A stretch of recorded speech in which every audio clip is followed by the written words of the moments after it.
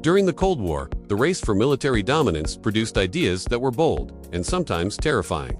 One of the strangest was the nuclear-powered jet engine, an aircraft that could, in theory, fly for days, even weeks, without refueling.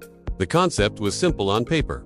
Replace conventional jet fuel with the heat from a miniature nuclear reactor. The reactor would superheat air passing through the engine, generating thrust. No fuel tanks, no pit stops, just endless flight over enemy territory. For us and Soviet planners, this was an irresistible idea. A bomber that never needed to land could circle the globe, ready to strike at any moment. The US called its effort the Aircraft Nuclear Propulsion Program, pouring billions into the project. They even built test engines, and yes, they worked. But there was one very big problem: radiation. The reactor's exhaust wasn't just hot air, it was radioactive. Imagine an aircraft leaking radiation along its flight path. Or worse, crashing and scattering nuclear material across the countryside. Engineers tried building heavy shielding to protect the crew, but it made the planes so heavy they could barely fly. The Soviets faced the same challenge. They even flew a modified bomber with a reactor on board. Though it never powered the engines, it proved the danger was real. By the early 1960s, the dream was dead. The risk to both the pilots and the public was simply too great. Intercontinental ballistic missiles had also emerged, making the concept less urgent.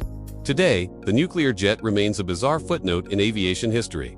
A reminder that just because something can be built doesn't mean it should be. And yet, with modern tech, some wonder, could the nuclear aircraft make a comeback?